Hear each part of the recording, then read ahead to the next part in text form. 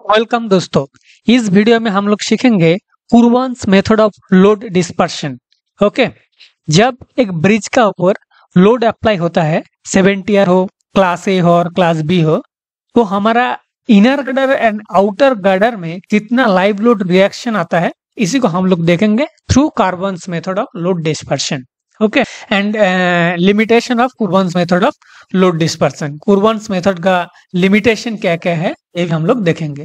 तो चलिए let's go one by one. Courbon's method, this is the formula of the Courbon's method. Rx is equal to summation of W divided by N into 1 plus summation of I divided by summation of dx square into I into dx into E।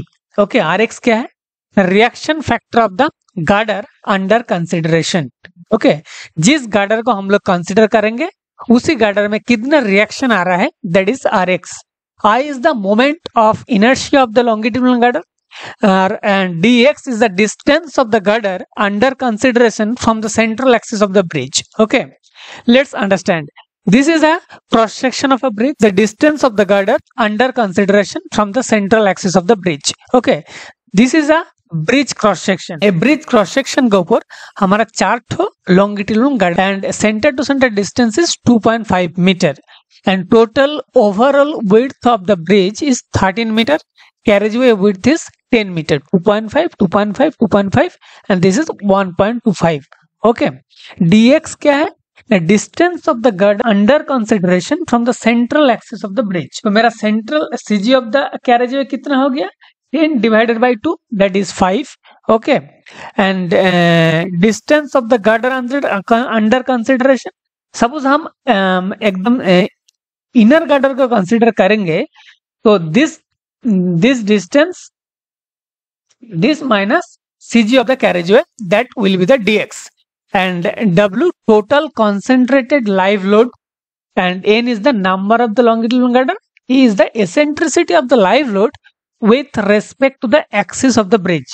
Okay, this is a cross section of the bridge and इसी cross section के ऊपर में हम लोग 70 tracked vehicle को apply करेंगे and देखेंगे outer girder that is G1 and inner girder G2 में कितना रिएक्शन आ रहा है due to the 70 tracked vehicle as per the IRC 6। Okay, here 4 longitudinal girder है and distance centre to centre distance of the longitudinal girder is 2.5 metre and carriageway width is 10 metre. दोनों side में footpath with crash barrier है। So total मेरा overall width of the bridge हो गया 13 metre. Okay, लेते हैं 70R vehicle का details का बारे में। 70R व्हीकल क्या है? हम लोग सभी जानते हैं 70R ट्रैक्ट व्हीकल का टोटल लोड है 70 ton. 35 ton plus 35 ton, that is 70 ton and width of the track is 0.84। Okay, 840 mm and C हम लोग जानते हैं जे फुट, this C is the minimum clearance between the road face of the kerb and the outer edge of the wheel track is C and C is 1.2 metre for 70R vehicle. Next देखिए, हम लोग इसी example का through calculate करेंगे reaction of the outer girder and inner girder by applying Courbon's method. Okay, so this is the CG of the carriageway. CG हम लोग कैसे calculate करेंगे? CG is total overall carriageway width divided by the 2, that is CG of the carriageway and this is C distance 1.2 हम लोग अभी code में देखा and ये हो गया मेरा 70 ट्रैक्ट व्हीकल का wheel. Okay, and this is also and the outer edge distance is 2.9 metre and this is the CG of the vehicle.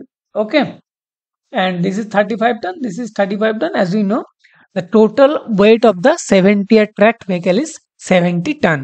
Okay, चलिए देखते हैं कैसे हम लोग अभी कैलकुलेट करेंगे आउटर गार्डर के लिए। मीन्स दिस G1 गार्डर के लिए हम लोग का रिएक्शन कितना आता है by applying Courbon's method for 70 tracked vehicle.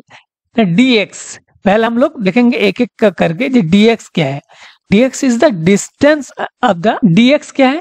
dx is equal to distance of the girder under consideration from the central axis of the bridge.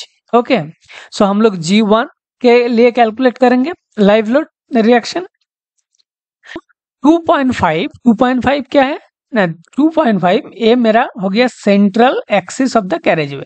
Okay, तो इससे मेरा G1 का डिस्टेंस कितना है, तो इससे मेरा G1 का कितना डिस्टेंस है 2.5 दिस डिस्टेंस प्लस 2.5 इसका आधा मीन्स 2.5/2, तो 2.5 प्लस 2.5/2 दैट इज हो गया 3.75। This is dx। n is the क्या है, n is number of the longitudinal girder, so n is equal to 4। E क्या है ना, eccentricity of the live load with respect to the axis of the bridge. Okay, तो E हमको calculate करना पड़ेगा। E क्या है, eccentricity of the live load with respect to the axis of the bridge. तो ये मेरा हो गया, this is CG of the carriageway.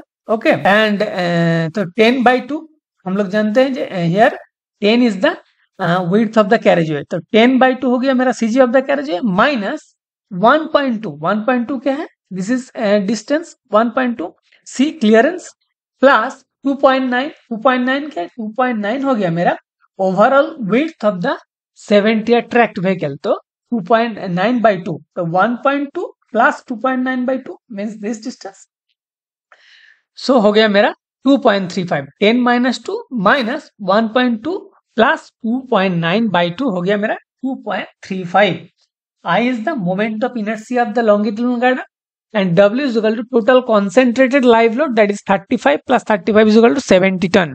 and W1 क्या है, W1 कुछ नहीं, W1 है 0.5 into W1 means 35 ton। तो RX को हम लोग बाय कुर्बन्स फॉर्मूला से RX को कैलकुलेट करते देखते कितना आता है। तो summation of W divided by N and bracket 1 plus summation of I divided by dx square into I into dx into E. Okay, so W is the nothing but the 2W1, because 35 plus 35 is 70, and W is equal to W1 plus W1, so 2W1 by 4, N is the number of longitudinal girder, bracket 1 plus 4 into Y, why 4 here, तो हमारा मेरा total 4 तो longitudinal girder है, तो 4i into 3.75 dx, okay, into E that is 2.35 divided by 2i plus 3.75 square dx square plus 2y into 1.25, why 1.25? 1.25, 3.75 for R हो गया मेरा outer girder and 1.25 because this is the CG of the carriageway and CG से मेरा distance है inner girder का distance 2.5/2, that is Y 1.25। तो इसको calculate करने से आता है RX is equal to 1.064 into W1। This is the reaction of the outer girder due to the 70 tracked vehicle. 1.064 into W1 means 35 tonne. तो ये हो गया मेरा आउटर गार्डर में रिएक्शन फॉर 70 ट्रैक्ट व्हीकल। अभी देखते हैं इनर गार्डर में कैसे हम लोग रिएक्शन को कैलकुलेट करते हैं। Same formula dx, same dx 2.5/2 for inner girder G2 के लिए 2.5/2, n is the same number of longitudinal girder, is the eccentricity of the live load with respect to the axis of the bridge 10/2 minus 1.2, this is the clearance plus 2.9/2 that is 2.35, same formula। and इसको calculate करने से आता है RX is equal to 0.688 W1। Okay, तो हम लोग देखते हैं जे हमारा जो आउटर गार्डर है उसमें रिएक्शन ज्यादा आता है compare to the inner girder. Limitations of the Courbon's method, Courbon's method का लिमिटेशन क्या क्या है ना। First one, for span by width का रेशियो 4 और 2 का बीच में होना चाहिए। ओके, 4 से ज्यादा होगा तो कुर्बन्स मेथड वैलिड नहीं है, एंड 2 से कम होगा तो वैलिड नहीं है। तो मेरा span divided by the carriageway overall width of the bridge that should be in between 4 और 2। Number 2, longitudinal girders are connected with at least 5 cross girder. तो हमको longitudinal गर्डर का बीच में टोटल मिनिमम 5 क्रॉस गर्डर होना चाहिए। Means 2 हो गया मेरा n cross girder and 3 minimum at least 3 intermediate cross girder होना चाहिए। तो अभी कुर्बन्स मेथड वैलिड है, नहीं तो नहीं है। Okay, and number 3, the depth of the cross girder should be 0.75 times the depth of the longitudinal girder. Longitudinal girder का जितना डेप्थ है, सपोज 1 मीटर डेप्थ है, तो मेरा cross girder, this is the cross girder, this is the longitudinal girder, तो हमारा cross girder का depth minimum 0.75 times the longitudinal girder होना चाहिए। सपोज मेरा लॉन्गिट्यूडनल गार्डर का डेप्थ 1 मीटर हो गया, तो हमारा क्रॉस गार्डर का डेप्थ मिनिमम 0.75 मीटर होना चाहिए। सो थैंक यू एंड आज के लिए इतना ही, and if you like this video please share and subscribe.